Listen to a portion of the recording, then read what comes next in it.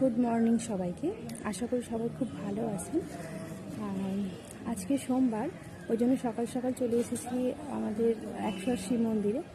তো যেহেতু 9টা বেজে পার হয়ে গেছে, তো আমার ডিউটিও আছে, তো আমি যতটা পারবো চেষ্টা করব আপনাদেরকে মহাদেব বাবার দর্শন করাতে। তো সাথে থাকুন, দেখতে থাকুন।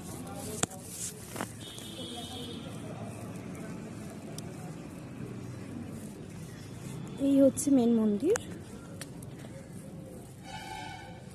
এখানেই বাবার মানে মেন পুজোটা যেটা হয় এটাতেই হয়। আর যখন আমাদের শিব মন্দিরে মানে যখন শিবরাত্রি হয় তখন সমস্ত কিছু আমাদের এই সবগুলোতেই আর কি পুজো হয়। তখন তো পুরো লাইন পড়ে যায়।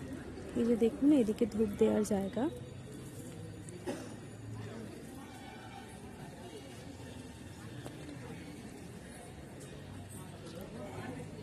বাবা মহাদেবের কৃপায় সবাই খুব ভালো থাকুন, সুস্থ থাকুন।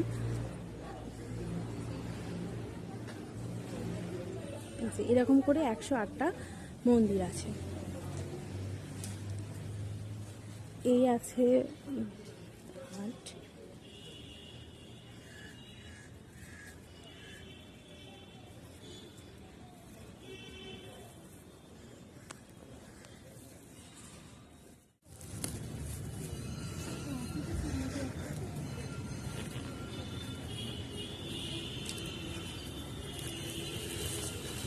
এখানে না সমস্ত মন্দিরই না আলাদা আলাদা নাম আছে।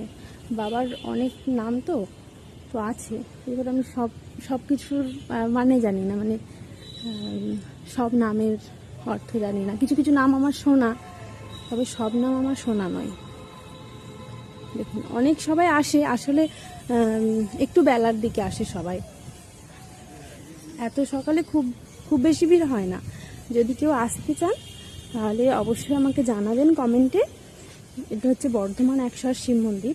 তো বর্ধমান স্টেশন থেকে কীভাবে শিব মন্দিরে আসা যায় আমি কিন্তু দেখাবো, ঠিক আছে?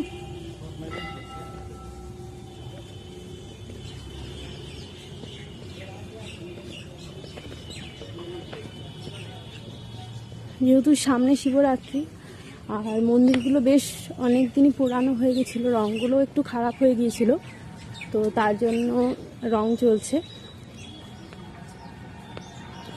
ঘরটা দেখুন কত সুন্দর।